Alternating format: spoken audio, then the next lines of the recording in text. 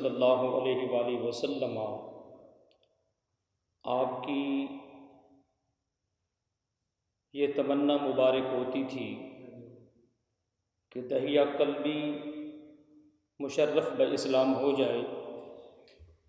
اور حضور چاہتے تھے اس لیے کہ دہیہ قلبی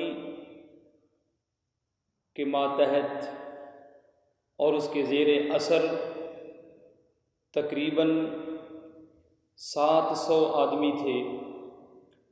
میرے اور آپ کے آقا کریم صلی اللہ علیہ وآلہ وسلم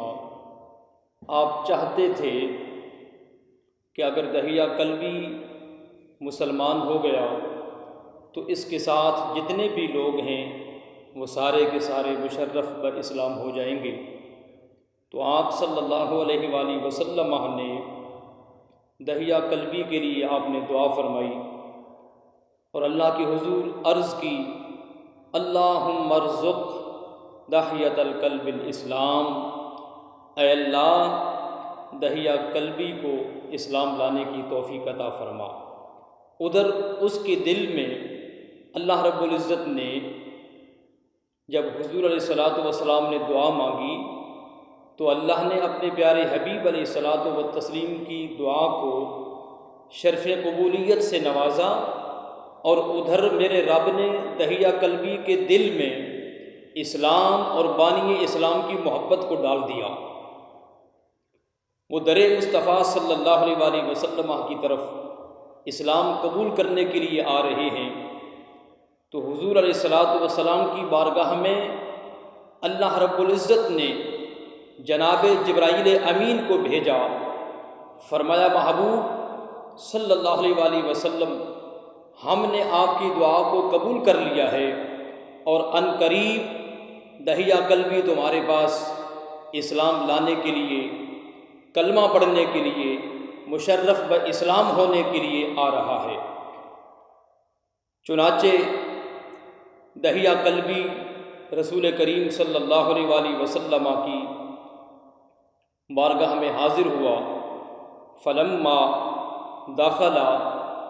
دہیہ المسجد رفع النبی صلی اللہ علیہ وآلہ وسلم رداءہ عن ظہرہ وبسطہ علی الارض بین یدیہ۔ جناب دہیہ قلبی مسجد نبوی شریف میں حاضر ہوئے، اور رسول کریم صلی اللہ علیہ وآلہ وسلم نے دہیہ قلبی کو جب آتے دیکھا تو میرے اور آپ کے کریم اور شفیق رحمت للعالمین آقا صلی اللہ علیہ وآلہ وسلم نے اپنی چادر مبارک دہیہ قلبی کے لیے بچھا دی، اور اس پر بیٹھنے کو آپ نے اشارہ فرمایا، لیکن دہیہ قلبی جن کے دل میں اسلام اور بانی اسلام کی محبت جلوہ گر ہو چکی تھی، حضور کی محبت اس کے دل کے اندر بس چکی تھی، اور دہیہ قلبی نے اس چادر پہ بیٹھنے کے بجائے جب رسول اللہ کے اخلاق کو دیکھا، حضور علیہ الصلاۃ والسلام کی محبت کو دیکھا، تو دہیہ قلبی اس چادر کے اوپر بیٹھنے کے بجائے اسے اٹھاتے ہیں، اس کا بوسہ لے کے آنکھوں پہ لگا کے اس کو سر پہ رکھ لیتے ہیں، اور حضور علیہ الصلاۃ والسلام کی بارگاہ میں عرض کرتے ہیں، یا رسول اللہ صلی اللہ علیہ وسلم مجھے کلمہ پڑھائیں، مجھے مسلمان کر کے اپنی غلامی میں قبول فرما لیں۔ تو حضور صلی اللہ علیہ وآلہ وسلم نے ان سے فرمایا کہ پڑھو لا الہ الا اللہ محمد الرسول اللہ صلی اللہ علیہ وآلہ وسلم۔ دہیہ قلبی نے حضور کا کلمہ پڑھا، اور کلمہ پڑھنے کے بعد اس کی آنکھوں میں آنسو آ گئے۔ میرے اور آپ کے نبی نے صلی اللہ علیہ وسلم پوچھا، دہیہ قلبی کیوں رو رہے ہو، کیوں غمزدہ ہو، کیوں پریشان ہو؟ عرض کی، یا رسول اللہ صلی اللہ علیہ وسلم میں نے بہت کبیرہ گناہ کیے ہیں، میں نے بڑے بڑے عظیم قسم کے گناہ کیے ہیں۔ تو آپ اللہ کی بارگاہ میں عرض کریں، میرے ان گناہوں کا کفارہ کیا ہے؟ اگر میری ساری جائیداد اسلام کے لیے اگر حکم آ جائے تو میں اس کو بھی قربان کر دوں گا، اگر میری جان جو ہے وہ قربان کرنے کا حکم آ جائے، گردن کٹوانے کا حکم آ جائے تو میں وہ بھی کروا دوں گا۔ میرے اور آپ کے نبی صلی اللہ علیہ وآلہ وسلم نے فرمایا اے دہیا قلبی بتا تو نے کون سے بڑے بڑے گناہ کر دیے ہیں، تو نے کون سے کبیرہ گناہ کیے ہیں؟ عرض کی یا رسول اللہ صلی اللہ علیہ وسلم میں نے اپنی قوم کی 70 بچیوں کو 70 بیٹیوں کو زندہ دفن کر دیا ہے۔ حضور علیہ الصلاۃ والسلام آپ بھی غمزدہ ہو گئے، آپ کی آنکھوں میں آنسو آ گئے سن کے، صحابہ اکرام رضوان اللہ تعالیٰ علیہم اجمعین کی آنکھوں میں آنسو آ گئے۔ ادھر میرے رب نے جناب محمد عربی صلی اللہ علیہ وسلم کی بارگاہ میں جناب جبرائیل امین کو بھیجا اور بھیج کے فرمایا جبریل جاؤ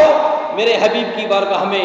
جا کے میرا سلام بھی دو، میرا پیغام بھی دو، اور میرے حبیب سے کہہ دو کہ اے محمد صلی اللہ علیہ وآلہ وسلم آپ اپنے اس نئے غلام سے دہیا قلبی سے فرما دیں، اس کو تسلی اور تشفی دیتے ہوئے آپ فرما دیں کہ اللہ فرماتا ہے مجھے میری عزت اور جلال کی قسم ہے کہ جب تو نے کلمہ پڑھا ہے تو کلمہ پڑھنے کی برکت سے ہم نے تمہاری زندگی کے سارے گناہوں کو معاف کر دیا ہے۔ تو حضور علیہ الصلاۃ والسلام عرض کرتے ہیں اے اللہ، اے میرے پروردگار، اے میرے خالق و مالک، اے میرے رب، دہیا قلبی نے ایک مرتبہ کلمہ طیبہ شریف پڑھا ہے، اس کے ایک مرتبہ کلمہ پڑھنے سے تو نے اس کی زندگی کے سارے گناہوں کو معاف کر دیا ہے۔ تو میرے امتی تو اے اللہ تیرے محبوب صلی اللہ علیہ وآلہ وسلم کا کلمہ پڑھتے ہیں، کلمے سے محبت کرتے ہیں، تو اے اللہ اس کلمے کی برکت سے میرے امتیوں کو کیوں نہیں بخشے گا۔ حدیث پاک میں مشکات شریف میں آتا ہے کہ حضور علیہ الصلاۃ والسلام نے ارشاد فرمایا جب قیامت کا دن ہوگا، قیامت کے دن میری امت میں سے ایک شخص کو کھڑا کیا جائے گا اور اس کے گناہوں کے 99 دفتروں کو کھولا جائے گا، اور اللہ رب العزت جب اس کے 99 گناہوں کے دفتروں کو اس بندے کے سامنے جب کھولے گا تو اللہ رب العزت فرمائے گا اے بندے کیا یہ تو نے گناہ کیے تھے؟ کیا کہیں ایسا تو نہیں کہ تو نے گناہ چھوٹا کیا ہو اور لکھنے والے فرشتوں نے کہیں اس کو بڑا کر کے لکھ دیا ہو، یا تو نے گناہ نہ کیا ہو اور فرشتوں نے اس کو لکھ دیا ہو؟ بندہ کہے گا مالک نہیں، ایسی بات نہیں، یہ گناہ میں نے کیے تھے۔ اللہ فرمائے گا تیرے پاس کوئی عذر، تیرے پاس کوئی اس کا بہانہ، کوئی مجبوری؟ وہ کہے گا مالک کوئی نہیں۔ اللہ فرمائے گا لا ظلم اليوم، آج تجھ پہ ظلم نہیں کیا جائے گا۔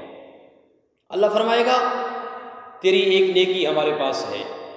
ایک کاغذ کا پرزہ نکالا جائے گا، اس پہ کلمہ شریف لکھا ہوگا، آواز آئے گی اے بندے جاؤ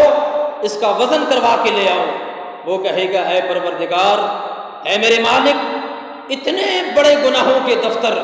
ان کے مقابلے میں اس چھوٹے سے کاغذ کے پرزے کی کیا حیثیت ہوگی؟ آواز آئے گی آج تجھ پہ ظلم نہیں ہوگا، جاؤ اس کا وزن کروا کے لے آؤ۔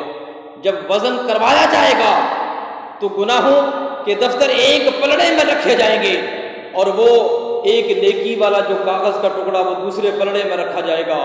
تو میرے اور آپ کے نبی علیہ الصلوۃ والسلام فرماتے ہیں کہ جس پلڑے میں